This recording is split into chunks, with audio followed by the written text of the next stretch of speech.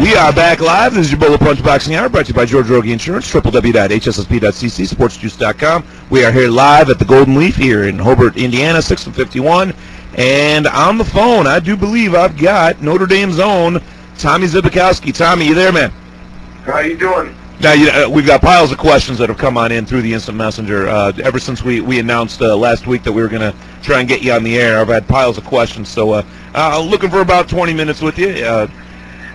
How you been lately, man? Talk to us a second. It's been going good, just off season around here, just lifting, running, just getting ready for this upcoming charity fight that I got coming up sometime in March. We really haven't set a date yet. Kind of been floating around March 6th, so still waiting word on the exact date. That's usually when I send in my taxes, sometime around March. Pretty rare. Just around about whenever. Talk to me a second about sports growing up. Where are you from, and how did you get started in sports? What sports were you interested in as a kid? I'm from Arlington Heights, just the northwest suburb of Chicago, and really, I was kind of a little troublemaker, and I never got into sports until my older brother basically dragged me to football practice, and I tried soccer when I was 4 years old, but they told me never to come back after I played a year. And then, so after that, moved on to football, and second grade started wrestling, and then month before my 10th birthday, I started boxing. So, did you feel one sport pulling you in a direction more so than another, or were you looking to be a Bo Jackson from the beginning? No, I just always wanted to play sport, whatever it was, whether summertime playing baseball, all time playing football. I played because I love playing. I couldn't imagine 1,000 years that I'd be, in the situation that I am right now. So you come on up, and obviously you go through the ranks of football. Obviously football is what you're mostly known for. And us being in Hobart, Indiana, we're only about an hour west of you. So Notre Dame is huge around here. So we don't talk a whole lot of boxing on this show, but talk about the Playing for the Fighting Irish experience just a little bit. It's been great. I started being a fan. The first game I ever watched was the 1993 Florida State Notre Dame game. My brother was a big Florida State fan, so obviously I didn't. Being the younger brother, we always had to fight and choose opposite sides. So I kind of, became addicted after watching that game. Just came to a couple of summer camps, and then after my junior year, going into my senior year, I got offered, and it was pretty much a lock that I was going to come there. Just the opportunity that Notre Dame presents, and it's just the tradition of the football program. So did you find yourself being an ND fan as a child? I just love watching college football. I always, being in Chicago, NBC, you're going to be watching Notre Dame. So if you love football, you love watching football in Chicago, you're going to be watching Notre Dame. Well, I got fans here in the cigar shop here with me right now, Tommy, that want to know if you're going to be suiting up next year for ND or not. Oh yes, I definitely will. Well, I think January they came out with the public release stuff coming back. I felt that it was best to come to Notre Dame for one more year. They also want to know if Charlie Weiss is the greatest coach that you've ever even breathed the same air as. Is he the greatest out there, or what? I think currently right now, just what he's done with the last 2 years, and basically turning around the program, putting it back where it belongs. I think once it's the next step, once we start winning the BCS games and in the national championships, I definitely think Coach Weiss will be up there as one of the best coaches in all college football. But I definitely right now you can see it. It's in the making. So if there was one word to describe you, I've been doing a lot of reading up on you lately, the word has got to be hungry, because here you are playing for Notre Dame, and I hear, now I'm reading that you're considering a career as a firefighter. Obviously you took the step to the left over to professional boxing. What can your fans really expect from you? You're throwing a lot of curveballs out there at us. We don't really know where we're going to see you next. Dancing with the Stars in a couple of... We're both firemen. So, me and my brother decided that we're going to take the test together. I never looked at myself as like a big-time athlete or big-time football player like I was going to be going to pros, so you always figure what job you're going to be doing, teaching and coaching football or something, or a firefighter, so just kind of, we checked that out. I mean, it's a great job to have, you're helping people out, you're protecting people, and you're saving lives. Definitely after 9/11, we know the importance of good firefighters out there. Let's talk a second about this boxing career. You said you were interested in fighting since childhood. What'd you say, 9 years old? Yeah, that's my first start. I got introduced to boxing probably when I was like 4 years old. So I was always around my life. So it's one thing to be an amateur, and you had a pretty extensive amateur career, and then you start doing some charity fights for a lot of really great causes, and that's not to be overlooked. But the news is in the fact that you decided, well, hell, why don't I become pro? And you went ahead and you did that just a few months back.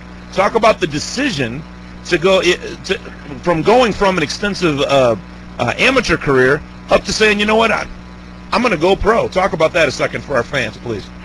Well, I mean, really, my first dream from boxing was always to represent the country and fight for the Olympics. But once I took the scholarship to Notre Dame, 2004, that was really out of the question because that was my freshman year. I can't be, going for the Olympic trials while trying to make a team.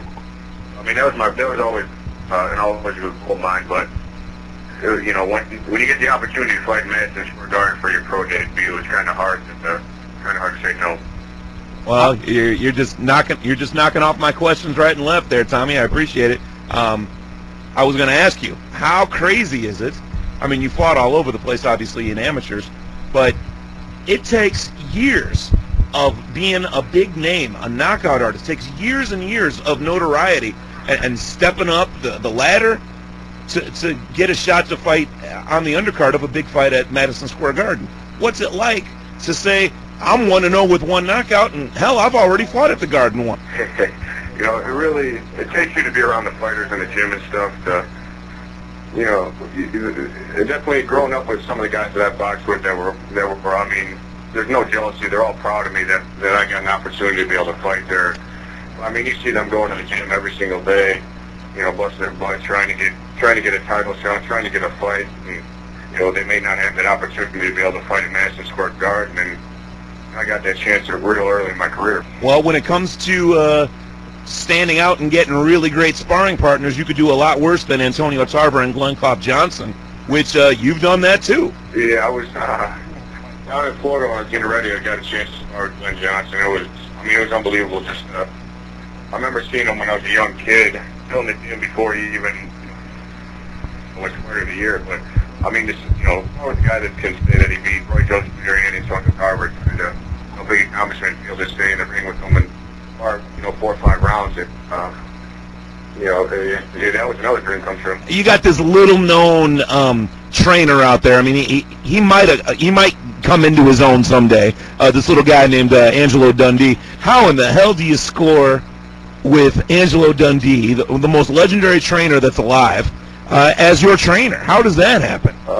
Just set a horseshoe up. You know what? I mean, that's about the best way you can explain it. Well, talk a second about. I mean, what's it like working with an absolute legend? I mean, Sugar Ray Leonard, Carmen Basilio, obviously Muhammad Ali. Yeah, I mean, just walking into the gym and just it doesn't hit you till finally looking him in the eye, taking his hand, at least starts it's on boxing and stuff.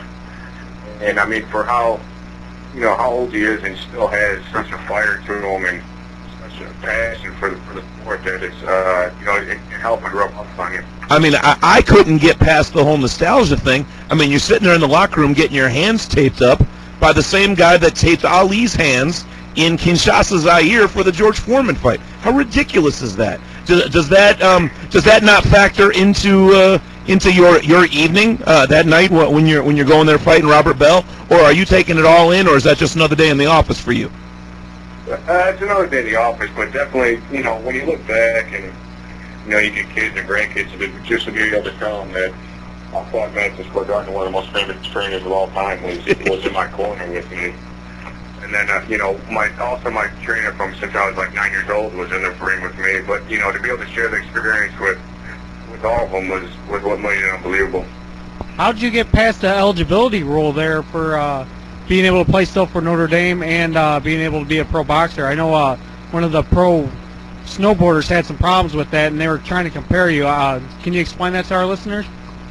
Yeah, well, I mean, there's been people that have played baseball in the summertime, and even before they got to college, that made money because it's a different sport. You're making money in a different sport. As long as you don't accept, as endorsing someone or like Nike or Jesus or something like that, you keep your eligibility. And I think that's where he ran across the problem and was trying to the endorsements for snowboarding. So Nike comes at Tom Zbikowski tomorrow morning with a big check, and you got to say no. Yeah, basically. You got to turn it down. That's rough. That's rough. Because I was going to offer you 15 cents to say you're listening to the Bolo Punch Boxing Hour right now, but I don't want to mess up your eligibility there, brother. So I'm not going to. I couldn't. Whether you offered me money, I still can't do that because that's an NCAA rule right there, even if you do it for free.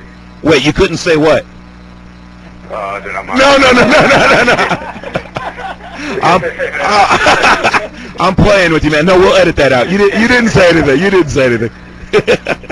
Very, very cool. Oh my gosh. So what are we going to see next from Tommy Zib in the ring? We already know you said you're going to go ahead and suit up for the next football season at Notre Dame. What are we going to see from you in the ring next? Well, I'm trying to get this charity fight squared away. It's going to be a great cause.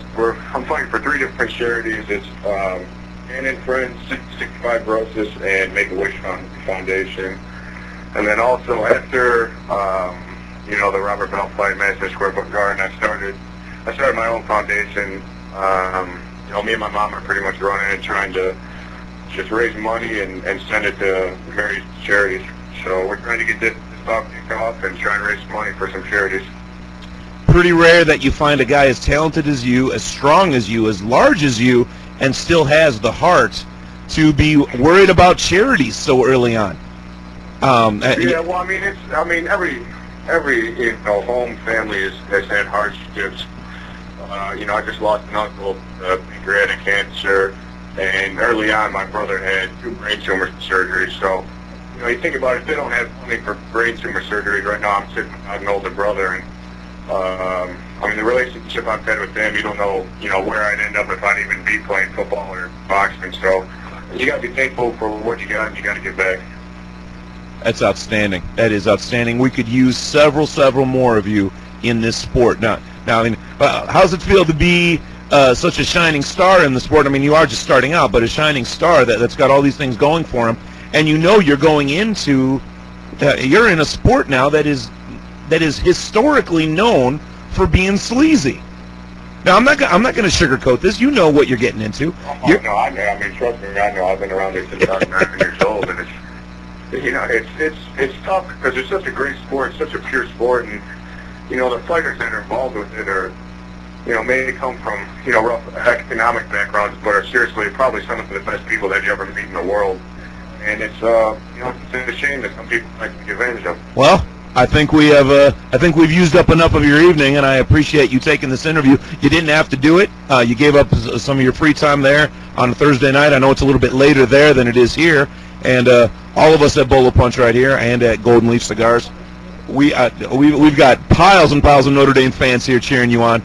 We appreciate you taking the interview. Is there anything you want to say out to the kids that are listening right now, just to keep them motivated on the straight and narrow there, Tom? Really just follow your dreams. Don't let the people tell you what you can and can't do. I remember when I was younger, everyone told me I wasn't fast enough, wasn't smart enough, wasn't big enough to make it. And, hard work will pay off. Good things will happen for you. All right, Tom Zbikowski, I appreciate you taking the interview, and God bless. We'll talk to you very soon, sir. All right, thank you for having me on.